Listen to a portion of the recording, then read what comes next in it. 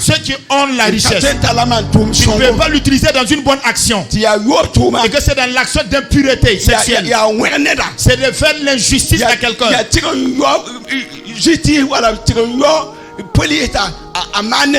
Corrompre à la justice ou encore un policier pour qu'on fasse la force sur quelqu'un.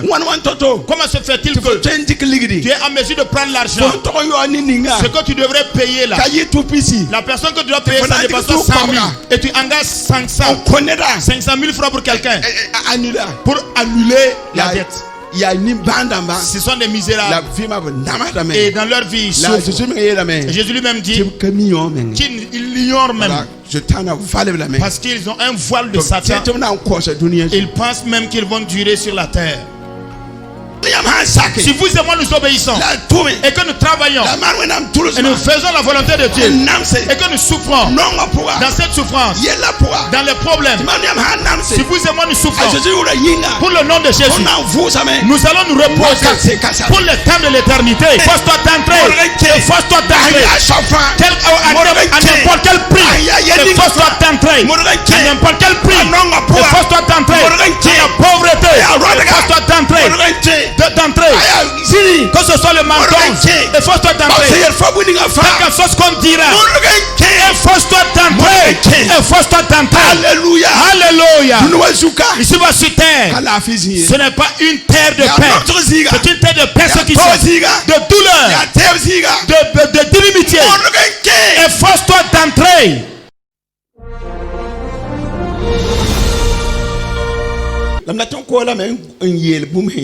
Mais je voudrais par là ouvrir une parenthèse pour vous déclarer une chose vraie. L'entièreté de la parole de Dieu est véritable et assermentée. Mais lorsqu'on a saisi Jésus et qu'au milieu des gens on l'a fait asseoir pour le mépriser, voilà, Jésus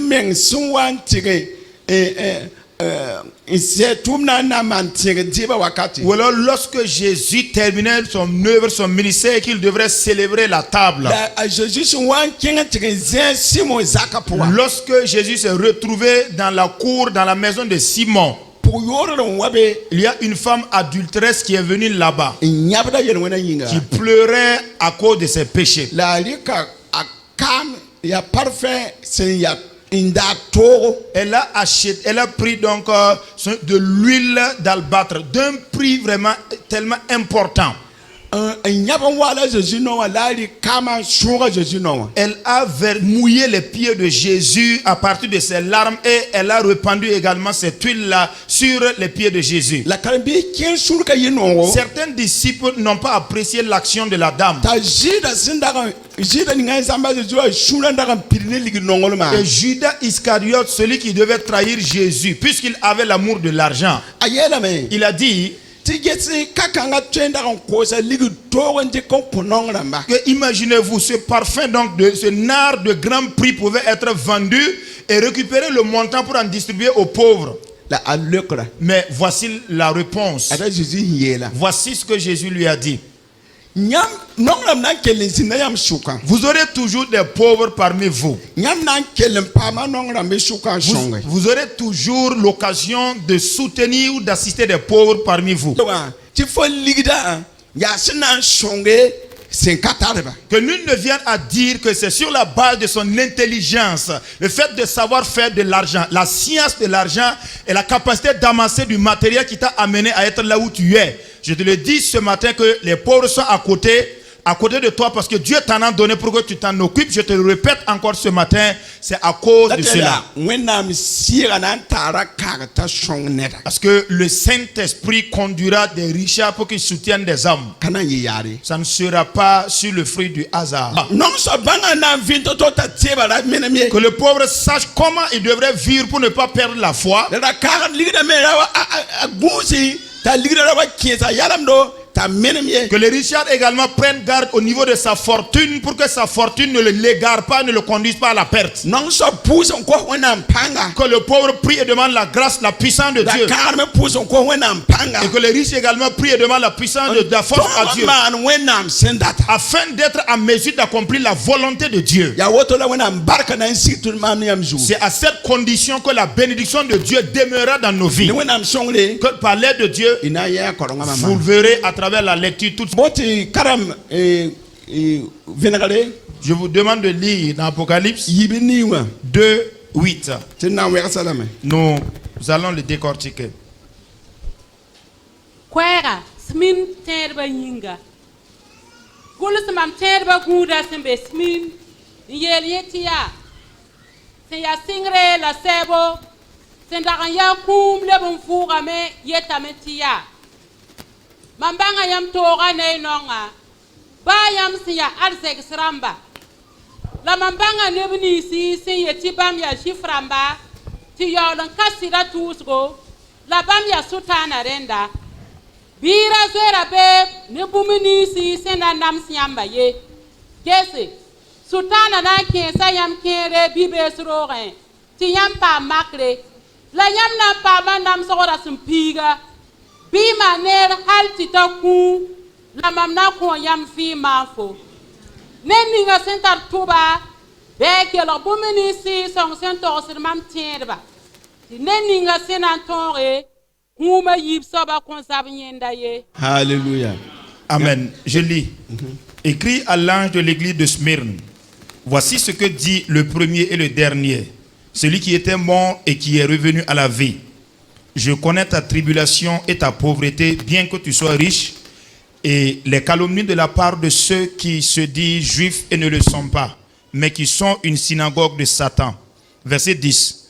Ne crains pas ce que tu vas souffrir. Voici, le diable jettera quelques-uns de vous en prison afin que vous soyez éprouvés et vous aurez une tribulation de 10 jours.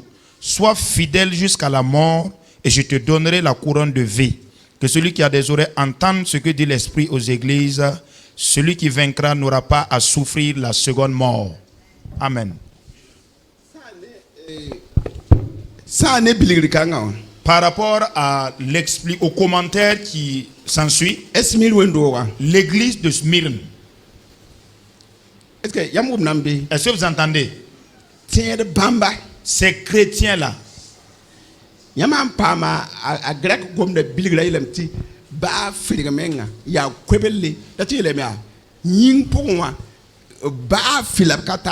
c'est-à-dire, si vous deviez lire dans la traduction en grec, il est dit ici que ils étaient totalement dépourvus de toutes choses. Du point de vue physique, ils étaient dépourvus. Des chrétiens qui croient en Jésus. Du point de vue matériel ou physique, ils étaient dépourvus. Ils étaient dans le manque. Imaginez-vous de telle sorte de foi.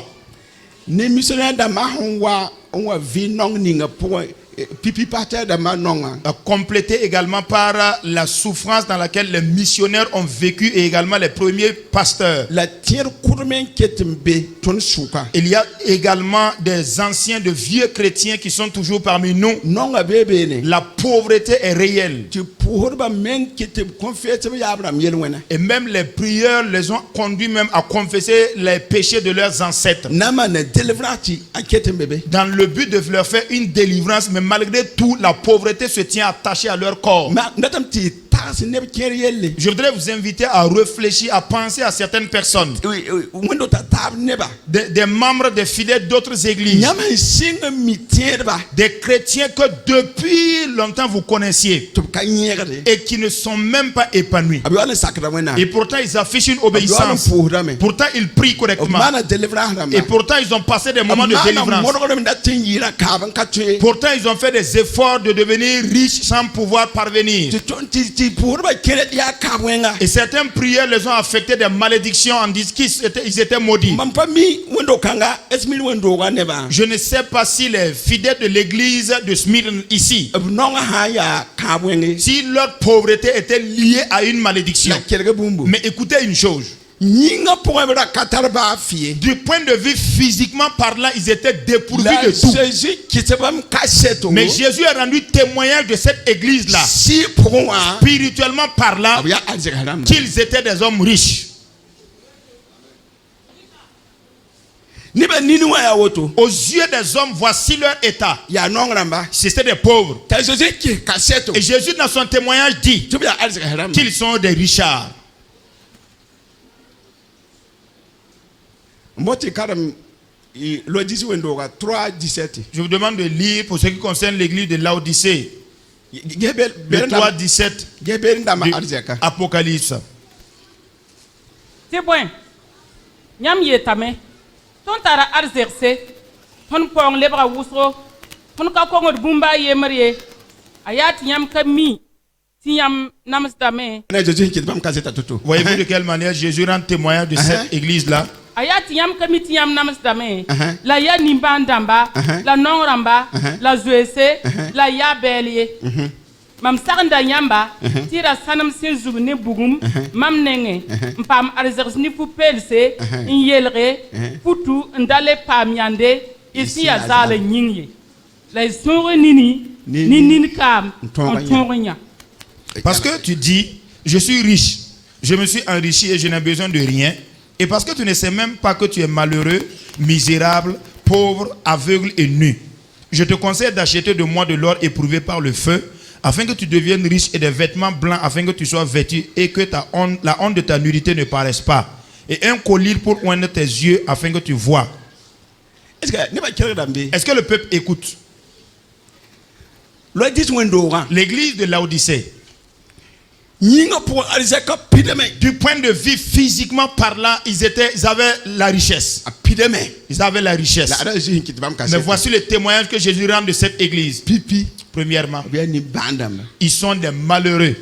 Deuxièmement, ce sont des gens qui souffrent.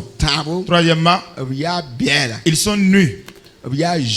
Ils sont aveugles à la fois. Des hommes misérables aussi, spirituellement parlant. Jésus les a affectés la note de 0. Ils ont la richesse physiquement, mais sur le point du point de vue spirituel, ils sont 0. Ils n'avaient pas de richesse. L'église de Smyrne, les chrétiens étaient dépourvus. Et Jésus dit spirituellement, vous êtes des richards.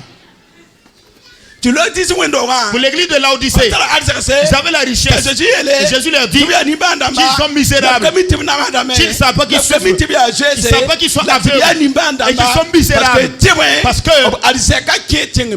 leur richesse est touchée par la ruine. Ça n'a pas soutenu une veuve, ça n'a pas aidé un orphelin, ça n'a pas aidé le pauvre, ça n'a pas aidé l'église.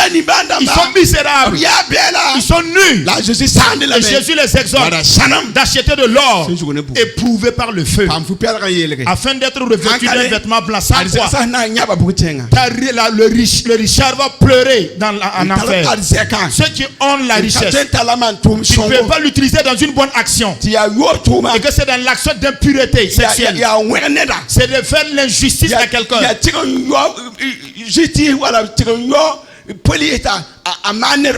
corrompre à la justice, ou encore un policier pour qu'on fasse la force sur quelqu'un. Comment se fait-il que tu es en mesure de prendre l'argent, ce que tu devrais payer là, la personne que tu dois payer, ça dépasse 100 000, et tu engages 500 000 francs pour quelqu'un pour annuler la dette? Ce sont des misérables, et dans leur vie ils souffrent. Jésus lui-même dit qu'ils l'ignorent même, parce qu'ils ont un voile de Satan. Ils pensent même qu'ils vont durer sur la terre. Bien mes frères et sœurs, je vous demande de lire dans l'évangile selon Matthieu 6:20. Là, on nous conseille, les richards. Le verset que je vais vous donner là. Si un riche homme arrive à mettre en pratique minutieusement, il va échapper du châtiment de l'enfer. Ceux qui en ont à leur possession et qui ne peuvent soutenir les nécessités. En tout cas, si vous agissez conformément aux différents versets que je vous donne là, l'obéissance à la parole de Dieu, quand elle est réelle, il n'y a pas de discussion qui s'ensuit. Matthieu 6:20. Bingi yampong arzana zininga mordo la tengen pisum senka samda la wagda senka kenda la senka wukriye tiboy fo pong sembe zininga fo surme na zindabe. Mais amassez-vous des trésors dans le ciel où la teigne et la rouille ne détruisent point et où les voleurs ne percent ni ne dérobent, car là où est ton trésor, là aussi sera ton cœur. Riches hommes, entendez-vous? Les nantis, en mesure de soutenir. Si vous agissez ainsi, nous avons échappé du châtiment de l'enfer. Nous ne serons pas comme les richards de l'église de Laodicée. 2 Corinthiens, le chapitre 6, verset 10. Voilà. La tonne tarasino d'arfan. Awa nongramba la tonne kota neb arzerse awa tonne sen katar boumye la tonne tara boumfan. Comme attristés, nous sommes regardés comme attristés et nous sommes toujours joyeux. Comme pauvres et nous en enrichissons plusieurs. Comme n'ayant rien et nous possédons dans toutes choses. Bien mes frères et sœurs, nous enrichissons plusieurs. Le pôle à l'heure de leur vivant. Les Paul étaient regardés comme des inconnus, des étrangers. Quoique lui-même, il est un autochtone. Parce que leur vie n'est en avantage à personne. Et ils étaient aussi regardés comme des pauvres. Et spirituellement, eux, ils transféraient des richesses. Ils étaient regardés comme des affligés. Et pourtant, ils étaient joyeux. Je vous ai dit la fois passée.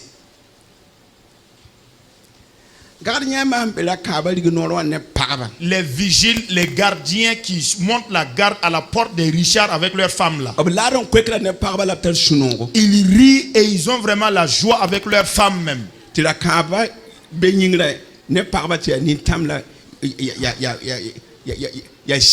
Et les riches sont perchés au-dessus de leur immeuble avec leurs femmes et enfants en train de soupirer. Nous avons commencé l'œuvre il y a longtemps. Nous avons vu pas mal de femmes, de riches personnes qui sont venues avec des larmes. Nous avons également vu des richards qui sont des hommes aussi qui sont venus.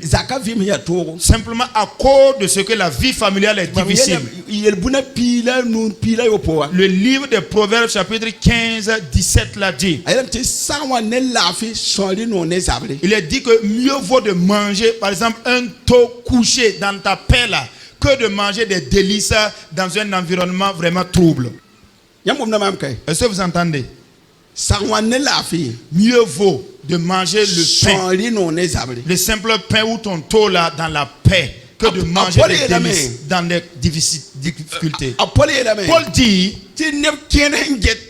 que pour certains qui nous regardent, certains richards qui nous regardent, ceux qui sont nantis quand ils nous regardent,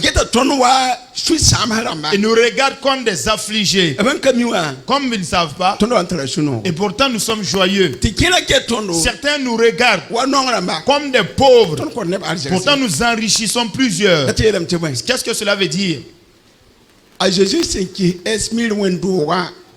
Le témoignage que Jésus a rendu sur l'église de Smyrne, du point de vue physique, ils étaient dépourvus.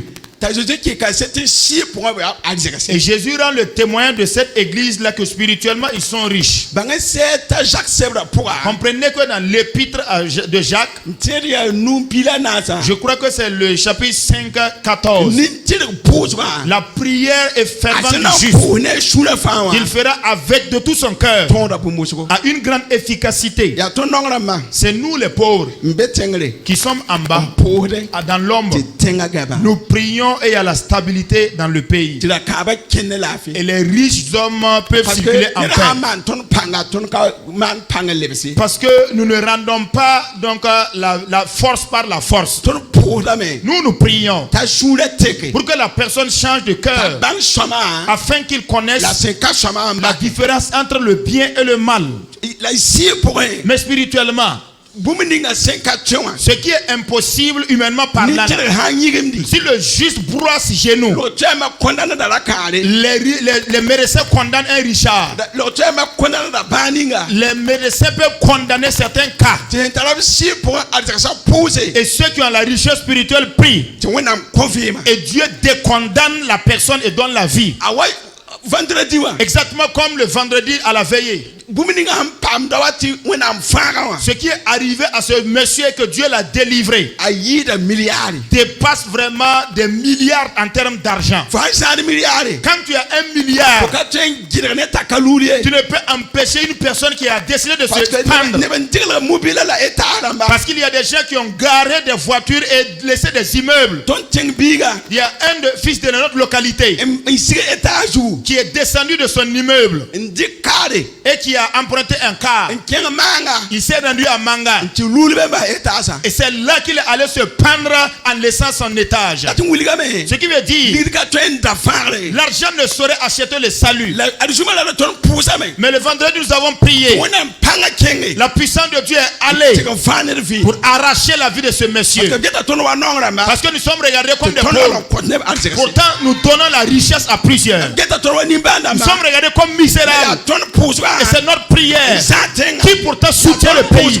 Notre prière qui soutient les riches. Notre prière qui fait en sorte que la paix réside. Si quelqu'un ne croit pas à ça, nous croyons que le juste là, la prière qu'il fait de façon fervente et efficace. Si Jésus a le témoignage que sur le plan physique je suis dépourvu, mais dans la vie spirituelle je suis un Richard. La richesse qui se trouve dans mon esprit, c'est ce que je déverse sur la vie du peuple. Et je prie également pour l'église. Je prie également pour l'église, le peuple de Dieu. Et je n'ai absolument rien.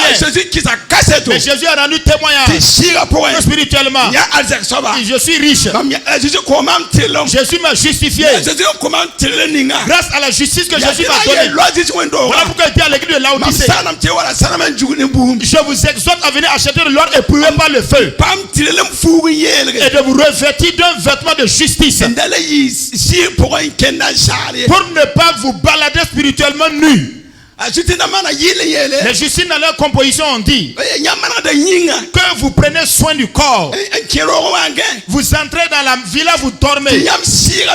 Pourtant votre esprit est en balade à l'extérieur. Et vous prenez soin du corps. Votre esprit est affamé. C'est comme ça.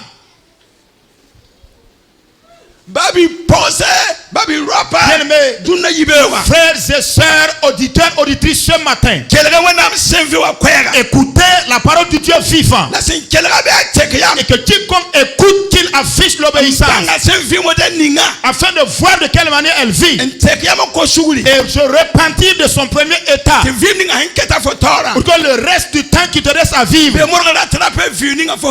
en sorte de rattraper le temps que tu as gâché derrière. Sans quoi la seconde mort ne manquerait pas de venir. Je vous demande de lire dans Apocalypse 26. Arrivé au 6, faites un bond et allez-y lire le verset 14. Voilà. Voici ceux-là qui vont échapper à la seconde mort.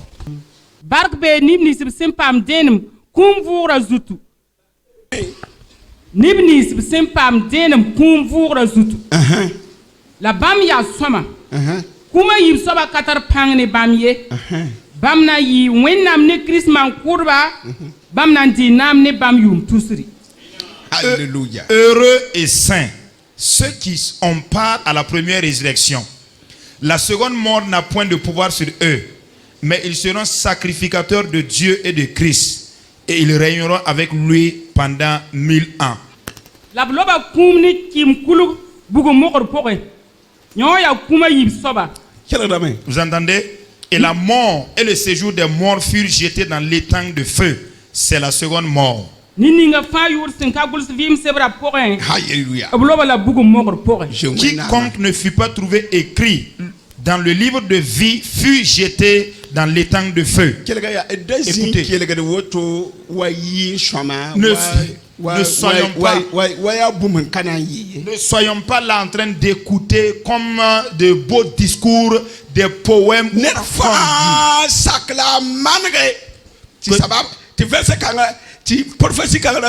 Que chaque personne accepte et que chaque personne redresse ses voix afin que cette prophétie ne s'accomplisse pas contre toi. Le 26D. Heureux ceux qui ont part à la première résurrection. Et pourtant ils sont saints. La seconde mort n'a point de pouvoir sur eux. Mais ils seront sacrificateurs de Dieu et de Christ. Ils régneront également avec lui pendant 1000 ans. Écoutez, Christ reviendra. Mais cette seconde venue là, comprenez que ses pieds ne se poseront pas sur la terre. Il va se déplacer sur un nuée et il sera suspendu dans les airs. Ceux qui vivent et qui étaient sanctifiés et ceux qui s'étaient convertis réellement, qui ont été sanctifiés et dont à cause de la mort ils étaient enterrés. 1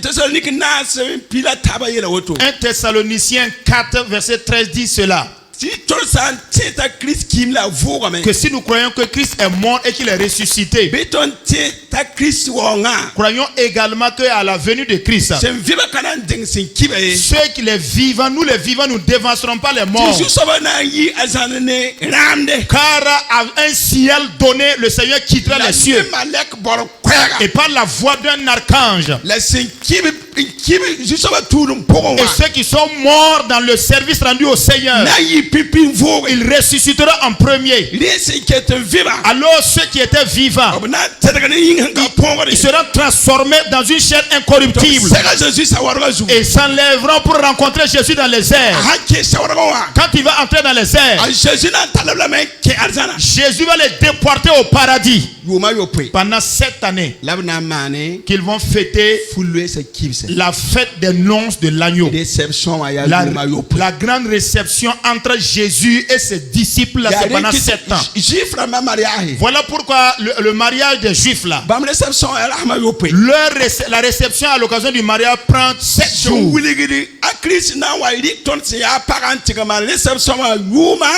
Ce qui veut simplement prévenir que quand Christ va venir nous amener, la réception se fera pendant 7 années, nous qui sommes son épouse. Voilà pourquoi chaque juif, lorsqu'il voudra célébrer le mariage, pour nous ici à Ouagadougou, nos réceptions se font en un seul jour. La réception à l'occasion des mariages au niveau de ces juifs, c'est 7 jours.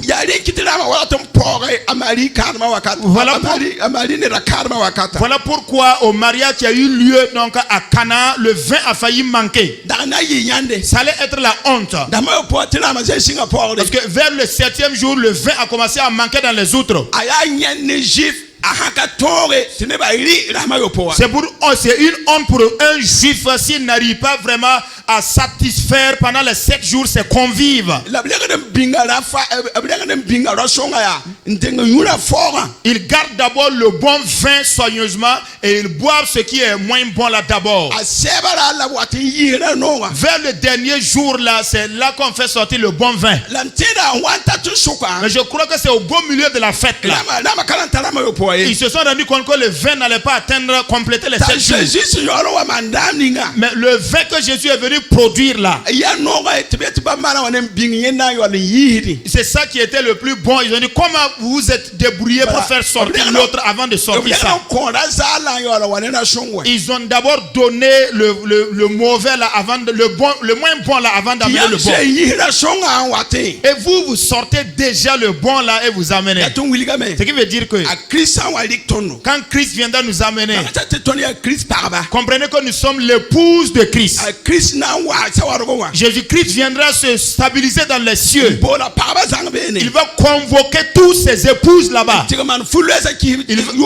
va les amener pendant 7 ans pour aller fêter la fête, le mariage. Et il est dit donc heureux dès à présent ceux qui meurent dans le Seigneur. Et heureux également donc ceux qui ont part à la première résurrection. Ces personnes-là ont échappé de la seconde mort. Ils régneront avec Jésus leur époux. Parce que Jésus va les ramener encore sur la terre. En ce moment le dragon sera jeté dans un grand abîme. Quand Jésus va descendre là, pendant le règne de 1000 ans sur la terre ici, nous allons régner avec Christ ici sur la terre. Et si en fonction de tes œuvres tu as été jugé digne de gérer 10 villes ou 10 nations, on t'en confiera. Si ta bonne œuvre là donc est digne qu'on te donne la gestion d'une seule ville ou d'un pays, on t'en donnera. Quand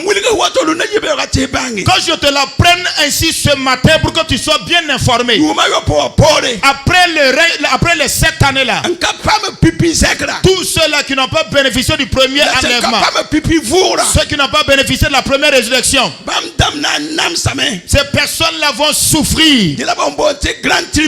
C'est ce qu'on appelle la grande tribulation. Et pendant la période à laquelle on mettra le numéro 666,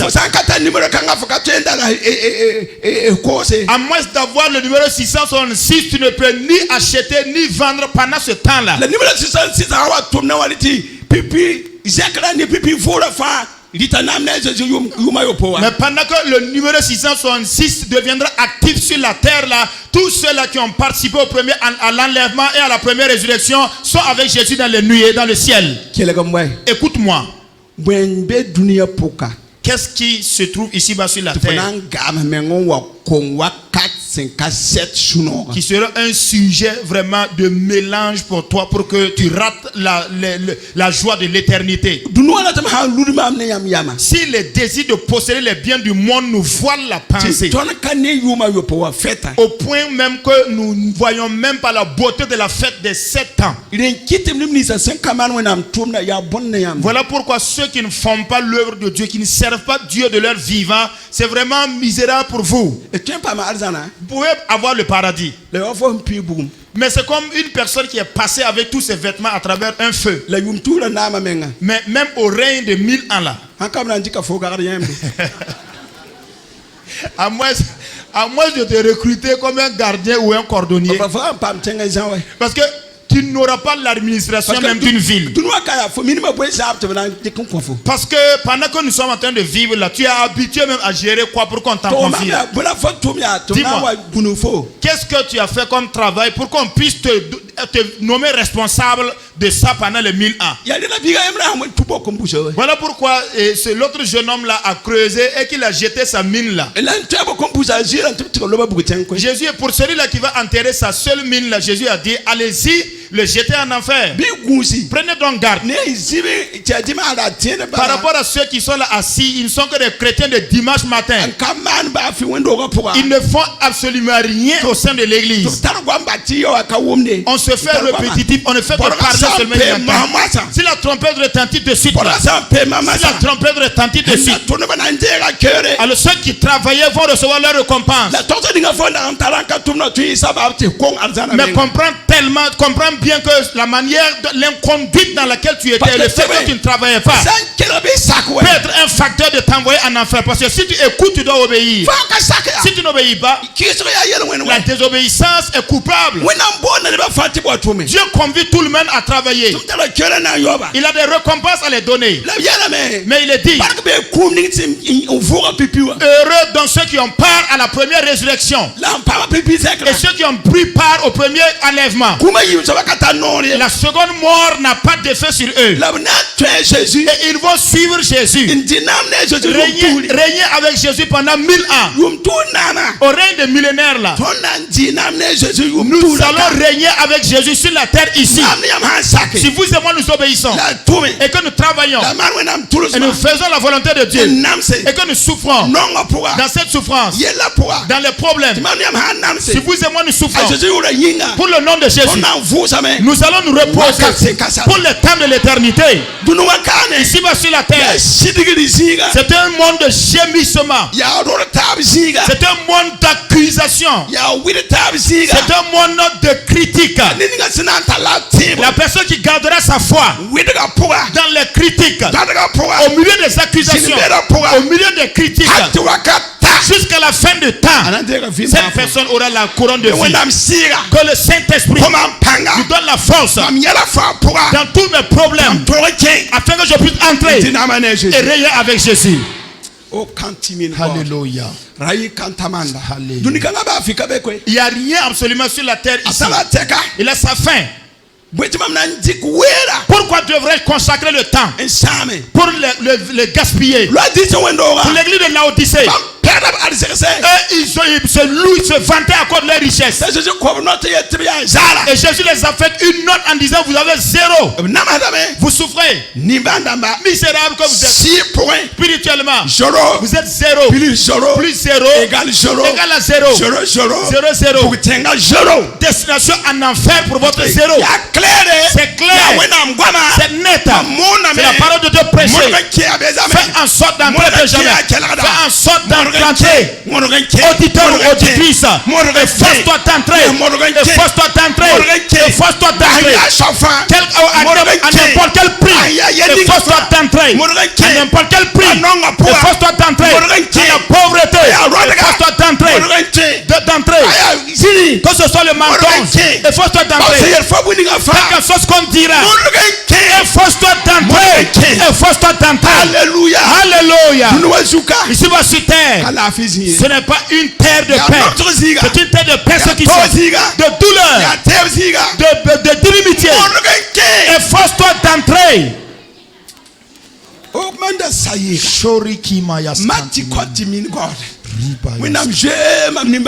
Dieu ait compassion de moi. Et ait compassion des membres de mon assemblée. Jésus, souviens-toi de moi. Et souviens-toi des disciples de mon assemblée. Au moment où ils devraient émettre le dernier souffle, aie pitié de moi. Et aie pitié de ce peuple dont tu m'as confié la charge, afin que notre foi ne soit pas vaine. Jésus, je parle à toi. Aie pitié de moi. Et aie pitié de ses disciples. Tout ce que tu m'as confié, souviens-toi de ces personnes dans ton royaume. Alléluia. Parlez de Dieu. Le Seigneur entend ma prière et il aura compassion de nous. C'est de tout mon cœur que je m'adresse à vous ce matin. L'enfer n'est pas fait pour vous. L'enfer n'a pas été créé pour vous et moi.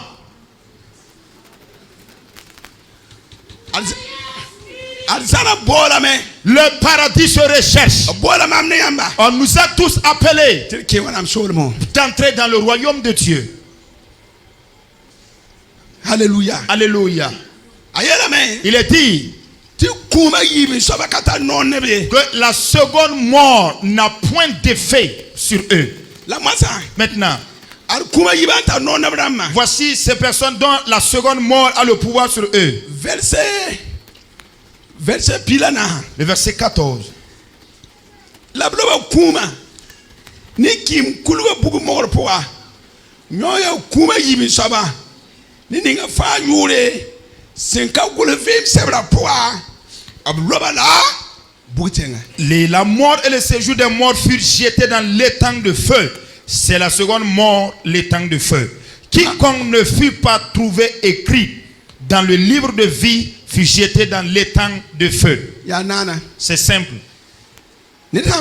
S'il y a quelqu'un ici, sachant clairement que tes œuvres et tes actions, ton comportement, de par tes œuvres et ton comportement, ton nom a été effacé dans le livre de vie, il y a encore le temps pour toi. Nous avons parlé et nous nous sommes fait répétitifs. Sans la sanctification, ce n'est pas possible. Sans le pardon et la tolérance, ce n'est pas possible. N'écoutez, entendez pas une parole qui est vraie et vous efforcez vainement d'aller en enfer. Ne vous laissez pas tromper. Ne vous laissez pas être trompé par quelqu'un. Que ta propre pensée même te trompe. Si Dieu aide, Dieu aidant le mercredi. Je reviendrai avec. Parce que pour l'église qui suit là, ces personnes-là avaient écouté l'enseignement de Balaam. Oui. Vous revenez, ceux qui ne viennent pas les mercredis là, ce n'est pas bien.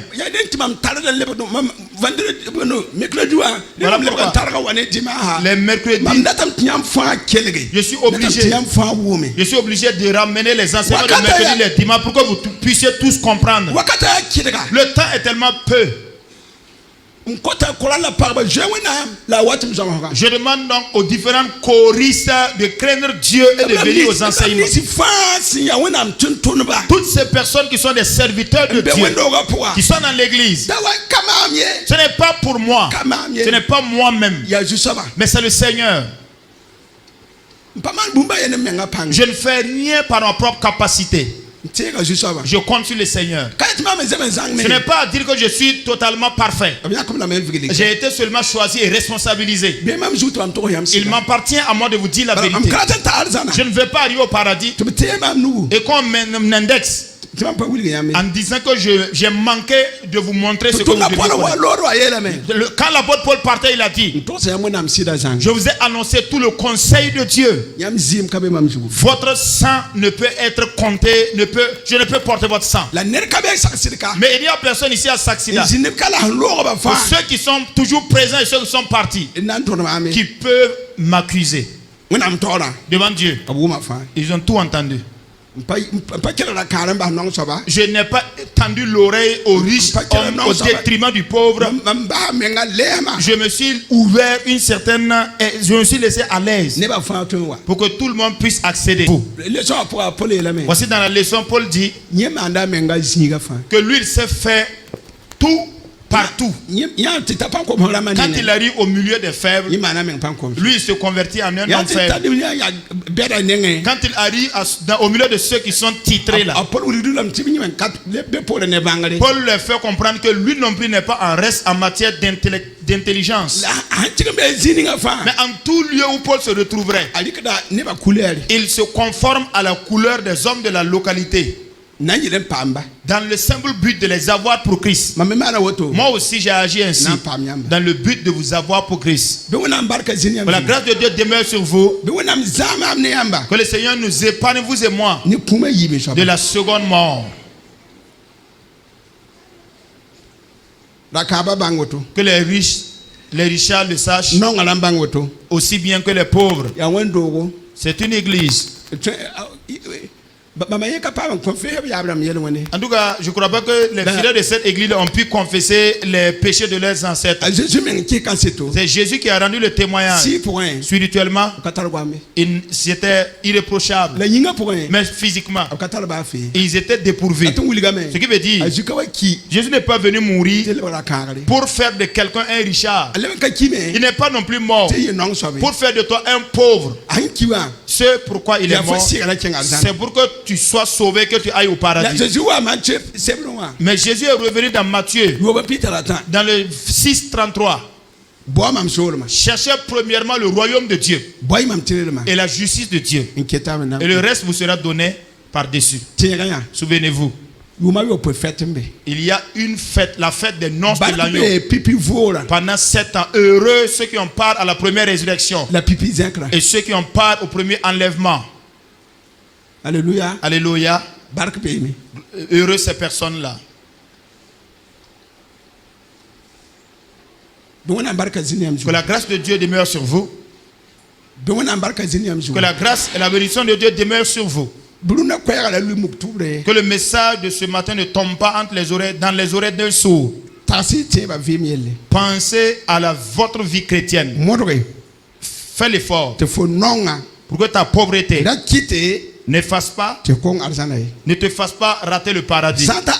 Arrivé au paradis, et tu dis que c'est à cause de la pauvreté ou ta souffrance que tu n'es pas entré. Lazare sortira pour témoigner contre toi. Maintenant, que le riche homme également sache que la fortune que tu as là, lorsque Dieu te demandera de l'investir sur une activité donnée, investis-le. Voilà pourquoi il dit dans Matthieu: amassez vos trésors dans un lieu où les voleurs, la teigne et la rouille ne peuvent toucher. Si vous les semez dans la vie des veuves, des orphelins et des nécessiteux, ton cœur est tellement lié à cela. Ne sois pas comme les richards de Laodicée. Que Jésus ne donne pas un témoignage contre toi en disant que malgré ta richesse, tu es misérable. Et que tu souffres, tu es malheureux. Et que tu es également nu. Que cette parole ne s'accomplisse pas sur toi. Pour le temps qui nous reste à vivre pour chacun de nous là, efforçons-nous de régler, de reviser nos voies afin d'échapper au châtiment de l'enfer. Lisez Apocalypse 21, 8 pour terminer.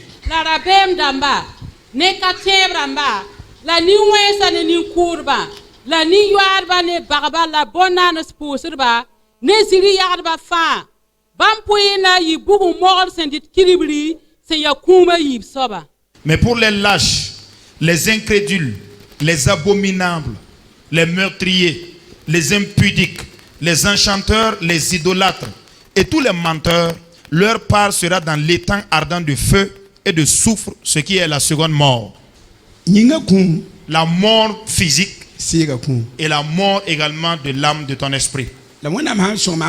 Mais si Dieu nous aide, Dieu aidant, donc le physique, la chair va mourir, mais l'esprit vivra. Parce que tu n'as pas investi ton corps physique dans de mauvaises actions. Tu l'as engagé dans l'accomplissement total de la volonté de Dieu. Tu as engagé ton corps dans l'accomplissement de la volonté de Dieu. À cause de cela, la seconde mort n'a pas donc d'effet sur toi. Que la seconde mort n'ait point d'effet sur toi. Baissons les têtes.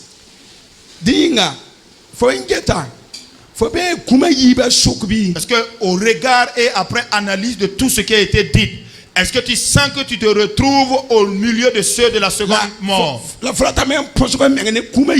Voudrais-tu te sauver, te tirer vraiment de la seconde mort? Parle à Dieu. À toi la gloire, ô ressuscité. À toi la victoire pour l'éternité.